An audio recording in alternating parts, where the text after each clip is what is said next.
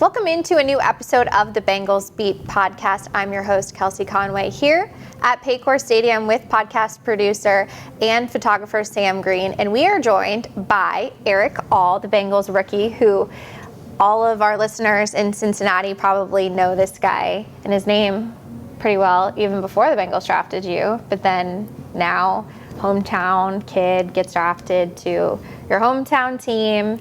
The last couple of games, you've been on the field making some plays. So I wanted to have you on just to catch up and have our listeners learn a little bit more about your story. And so thank you for joining me. Thank you for having me. How have the last couple of weeks been for you? Fun. Busy, but fun, and just happy and blessed to get back on the field. What was it like when you dressed for your first NFL game, and then was it any different when you caught your first pass and really felt like you were a big part of the game plan? Yeah, I mean, we had the pregame or the preseason game, so it kind of like warmed me up for like the first like actual game, but it was definitely different. But I do feel like, you know, I was in like a different, you know, space mentally. Like I don't know why, but I feel more comfortable now, and you know, just out there, it's just different. I don't know how to explain it. It's just the game is like moving fast, and I actually feel like it's like making the game more fun and competitive. So it's fun. So let's start with the beginning. And so, are you from? I obviously know you went to Fairfield High School, but are you from Cincinnati, like born and raised? Yeah, I was born in Hamilton. I'm from Hamilton, Ohio. Okay. And then my 8th grade year, I moved to Fairfield. Okay. Then I like reclassed and stayed in 8th grade, and then went to Fairfield. Okay, so I want to go back before we get to what happened in high school and in college, because your story is fascinating. And that's why I love doing these podcast episodes, because it just allows more time to learn athletes' stories and what motivates you and what significant things in your life have helped shape you. And so when I was doing some prep work on you, I had no idea, and shame on me for not figuring this out. I guess draft weekend I just missed it, but like, your story's a little bit well documented, you could say, because if I was able to find it as quickly as I did today. But so let's talk about that story that everybody talks about, and that was when you were 5 months old. Your house was set on fire, and you were stuck like in your playpen, and the firefighters rescued you. Yeah. Tell me about what you've been told, because obviously I'm sure you don't remember. Yeah. Pretty much, my dad noticed that the house was on fire. My god brother, he was playing with a lighter, and you know the house got caught on fire, and you know my dad got everybody out, but he couldn't get to me because of the smoke, and it was like weird because as he was like going to get me, like a police officer just rushed into the house and grabbed him, and you know, and by that time the firefighters were on their way, and you know, and when they found me, I wasn't breathing, and you know, they brought me back to life and gave me CPR, and at the time, like in the hospital, I was, you know, crying, and not only that, like my throat was swelled up because of the smoke and that I was taking in. They gave me like medicine that was too strong, and I had like a chemical burn in bursted my veins, and they had to give me a skin graft. So I got like this big old scar on my hand, but that's the only thing I left with. You know, I'm here, I'm perfectly fine and playing, and just a blessing. That's insane. And then what I think the coolest part of the story with such tragedy is how you were able to invite the firefighter who saved you to one of your games in 2022 at Michigan to meet him and talk to him. What went into that decision to do that? It was a surprise. I didn't know it was happening, and you know, they brought him down to the where the parents and everybody meet after the games, and he was there and had all these cameras, and but it kind of is like the first time meeting him was like in that setting, so it wasn't really I mean, it was authentic, but like I feel like I needed like to cry or something. Like it was just Was weird. it before a game? But I like sucked it up. It was after the game. Oh, okay. It was after the game. I like sucked it up, so I didn't really like, I had to man up. Why did you have to suck it up? Just because I walked out and there's all these cameras in my face and mics all over us and stuff. So I'm like, yeah. So, but who set it up? I think Dean with ESPN. I think ESPN. I'm pretty sure it was either them or Big Ten Network. But yeah, it was pretty cool though. And that was the day my son was born too. So that was pretty cool as well. Like I rushed from the hospital to the game that day. Then I was already emotional wreck because my son was just born. And then I get to the game, play the game, and then after the game I meet the firefighter.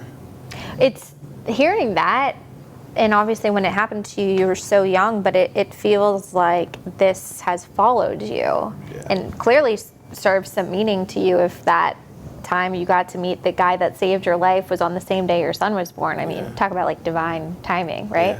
Yeah. Full circle. So tell me about your son, and since you just brought him up, how old is he? Just turned 2, September 3rd. He's just at the age where he's just babbling and not saying, or he's actually saying like thank you and I love you too, stuff like that. Like just so cute, but at the same time he's just causing chaos around the house. Has it set into you when you play in the NFL, your first game, that your son is watching you live out your childhood dream? Yeah, it's wild to think about. Just not only that, just to be watching me play is crazy. It's kind of like last year. He was starting to become like aware of everything, and he's running around, and I would look up and see him in the stands, and it kind of like just made me like lock in and do good, honestly. So his name is Houston, as we see the tattoo on your arm. Let's fast forward to high school. So you went to Fairfield, and did you know that you were gonna go play in college? Like, tell me a little bit about your journey at Fairfield. At Fairfield, I really didn't think much about college to begin with. Like, to start out like my high school, football career, So you weren't like an 8th grade prodigy? I was just playing that just to have fun. I was good. I think I was battling between quarterback and receiver, and I ended up being a receiver. And it was my first year at Fairfield, and I think in middle school I was a running back in Hamilton, and then my 8th grade year I switched to receiver, and then in high school I was a receiver, and then I think my sophomore year was my last year playing at receiver, and then I was real slow, but I love to hit people and set blocks, and we ran the ball most of the time, and then I started seeing we had a guy, Jackson Carmen, was on the team, and at the time he was the #1 recruit in the nation, in his not in his position in the nation, over every recruit he was the #1.